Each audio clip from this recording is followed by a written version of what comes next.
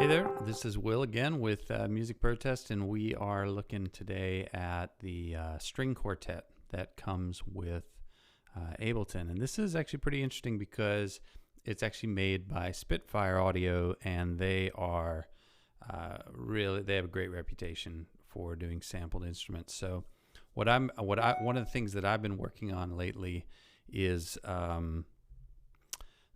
I've been working quite a bit on doing orchestral productions and writing music that is depending a little bit more on these sampled instruments, and I'm using strings a lot.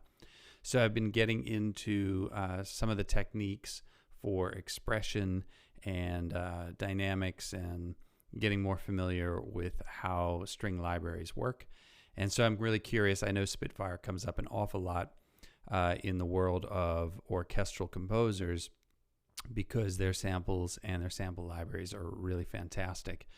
But I'm curious to see what the String Quartet here with Ableton is really capable of, really how good it sounds. So let's dive right in.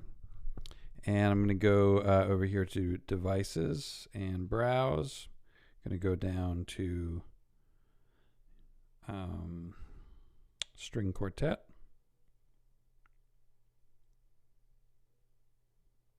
There it is, and it says by Spitfire.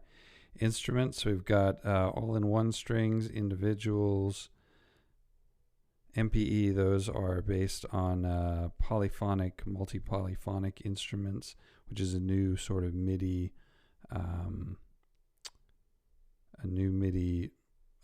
option.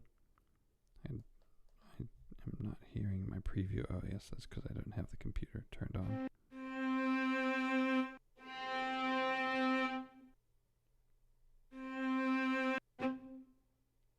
All right, so let's see if I load one of these up on an instrument. We'll see what it sounds like.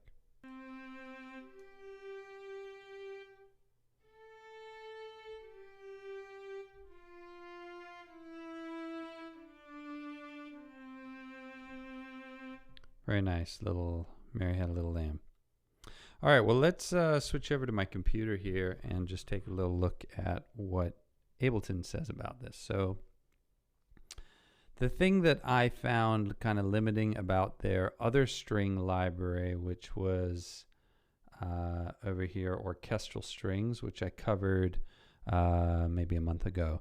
This Orchestral Strings, it sort of had some limited, it actually did have limited articulations. And so as a consequence of that, I might use it in layering with better strings. I felt the strings sounded a little stiff, and they couldn't really, it would be unlikely that all by themselves they'd really pass for authentic in a real string composition. But this gives me hope because Spitfire is really well renowned for this. So let's see exactly kind of what's going on here. That's interesting that there's, over here it says there's 3 max devices. I want to look at those. And let's listen to some of the samples.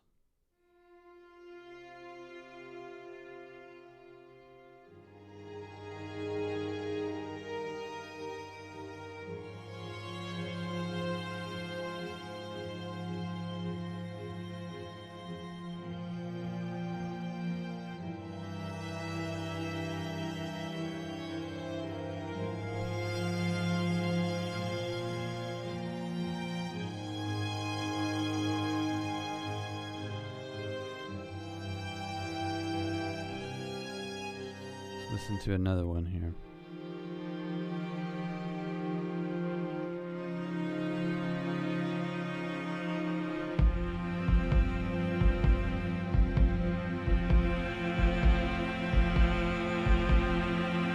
So to my ear, you know, they sound compelling, but they do not sound like this is not going to be an adequate replacement for, say, an actual full Spitfire library.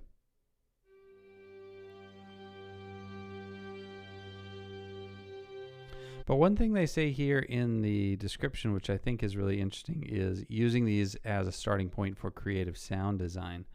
or for mocking up. So, you know, I might, if I wanted to work in Ableton and I wanted to just kind of draft up some ideas, this would be great because they sound certainly authentic enough to really start getting into an expressive piece, to start creating something expressive. But I think, again, they might work really well if they were layered in with other things, but all by themselves, they're a little inadequate to pass for professional grade industrial industry, kind of music industry or film production industry level quality. It says it includes custom Max for Live devices for added realism, most notably with delicately tuned crossfade curves for the all-in-one instruments, plus a selection of MPE presets. MPE is multi-polyphonic instruments, which is just basically an advanced and more sort of modern MIDI protocol that allows for polyphonic expression to be allows the expression to be polyphonic, meaning that expression like aftertouch and some other things like that are polyphonic, so per note rather than per patch. So that can give the performer a lot more realism when they're recording. Even if you're recording on a keyboard, you now have expression, which is another added layer of dynamics beyond just velocity, which has always been polyphonic. So there are some presets if you're using an MPE capable controller. A selection of MIDI clips in different melodic styles and chord progressions can provide inspiration, basically kind of getting you up and running. Spitfire is indeed a world leader in instrumental multi-sampling, and their string collections are some of the most widely used for major Hollywood films and hit records. That is for sure true. So there's a small number of MIDI clips. We'll check those out.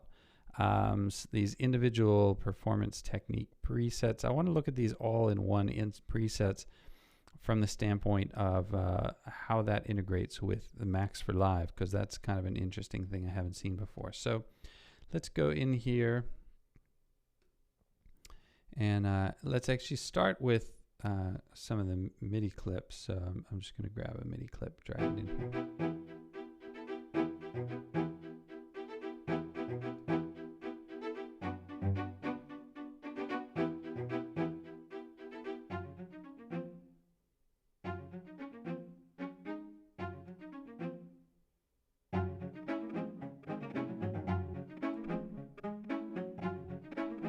I'll just listen to them in the sample library here.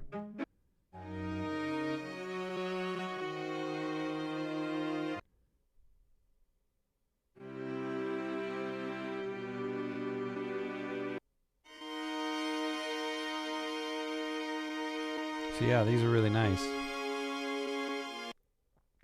You know, they are inspiring. I can see working with this just kind of as like a drafting board. So let me see, where was that nice phrase that we had? I want to look at the MIDI a little closer and see what's going on there.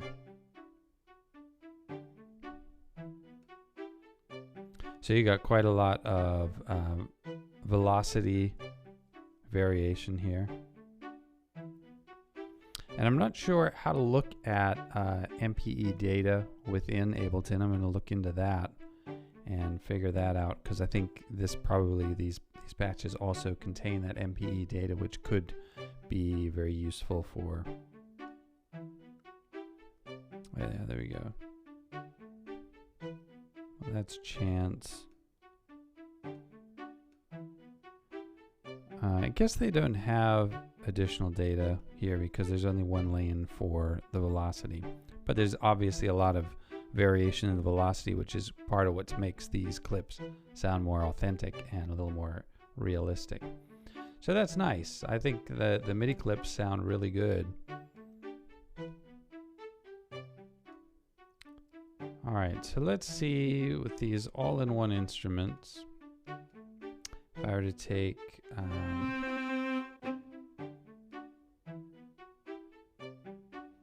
ahead and pop that in there. All right, I'm gonna go ahead and close that up. And then let's take a look here at this instrument here. And I'm just gonna turn on my keyboard so that I can give this, I can also play my push.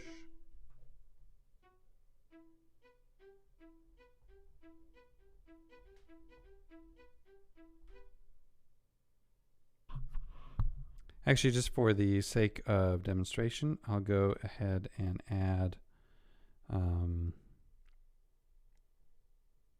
oops, I'm going to go ahead and add a device.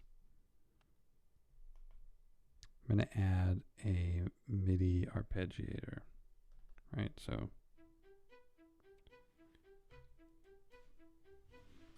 then I'm just going to grab my sustain pedal here. I guess my sustain won't hold down the whole chord. So that's gives us a sense for, you know, basically what, and I'll turn this up a little bit.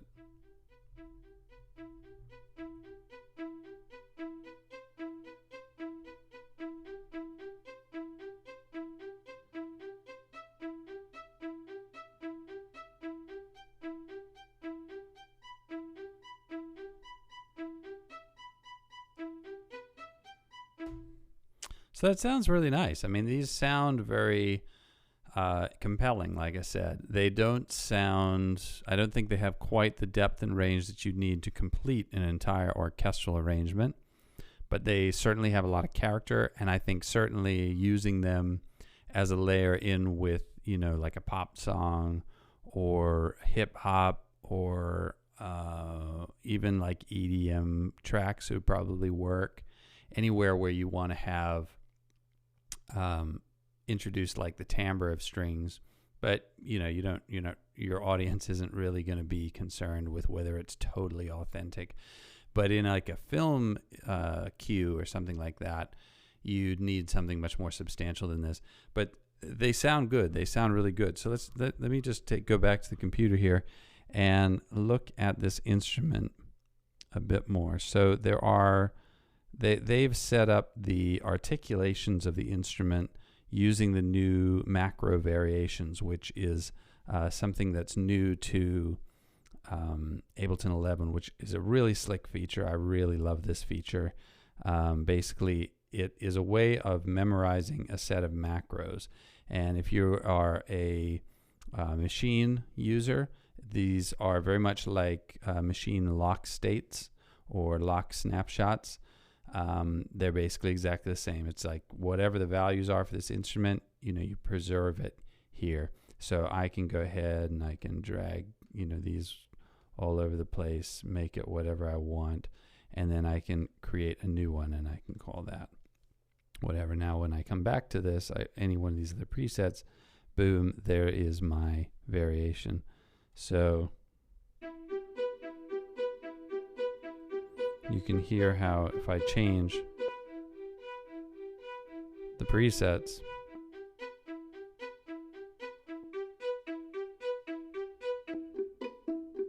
so there's the pits. So kind of interesting approach here with the macro variations. I think this is much easier to work with and much easier to compose with than the original orchestral strings up here. This orchestral strings library was. So I would, this is great addition. I think I will be using this maybe to mock up ideas, and certainly anytime I'm in an Ableton project and I want to be able to add strings to, you know, a production that I'm doing that's not necessarily fully orchestral, then I would probably use this as well. Now I'm interested in what these utilities are. So we've got 3 of them: group start, mod table, and MPE node off. Since I'm not using MPE, I'm just going to get rid of that. So mod table looks like values that you can change.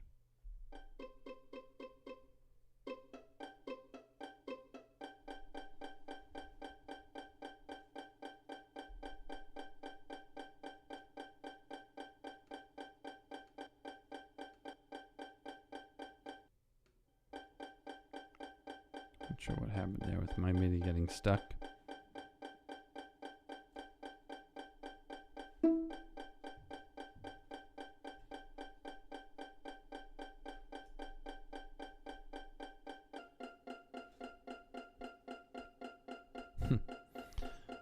That happens from time to time.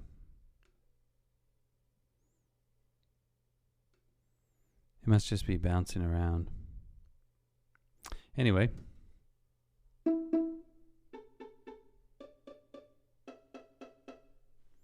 So I want to find out what these Spitfire Audio Max for Live devices do. So I'm going to do a little research. I figure probably everybody else wants to know about these two. So let's find out.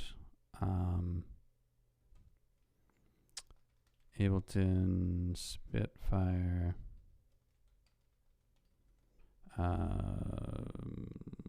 Max devices.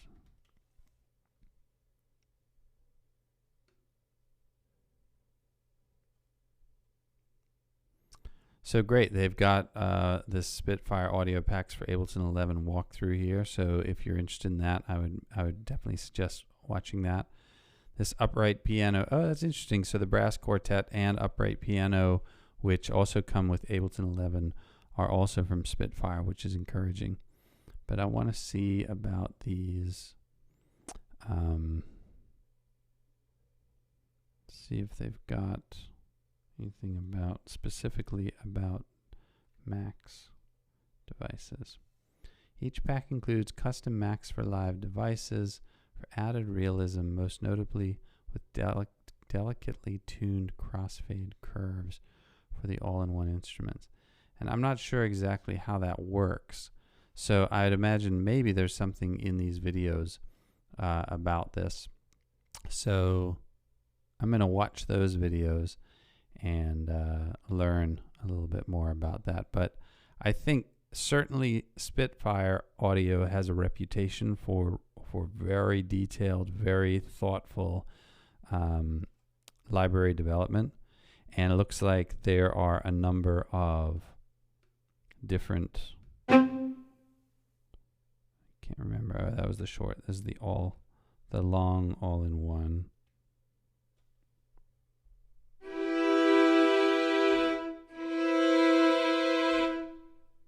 So I'd imagine these devices are going to be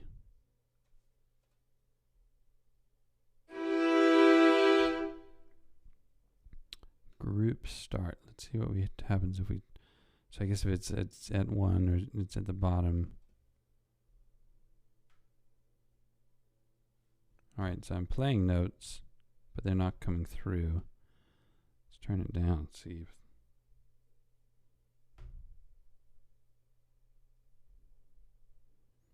yeah, it's not intuitively clear what this device does.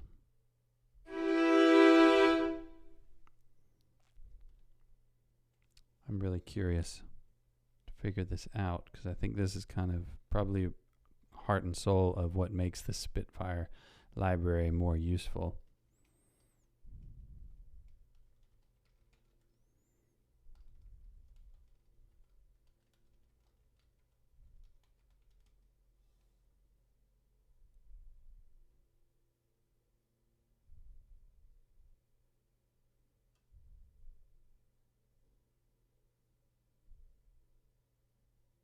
Yeah, it's not, obviously no one's really covered this yet enough that there's just information about it, although I'm sure that this video, I'm not going to run a live stream where I just watch a video with you guys, but it definitely seems to me like this would be these videos. The one at the bottom here, Spitfire for Ableton Live, ScreenFlow demo, and walk through, like that, both of these would be really worth watching if you're into learning about this library. But I think the thing that makes their old orchestral strings very limited, and the thing that makes a lot of string or horn libraries very limited, is the fact that you can't really get enough expression out of the instrument when you're composing with it, like in the MIDI domain. You can get some good expression maybe when you're playing, but playing, unless you're actually a violin player, you're unlikely to create convincing expressive performances.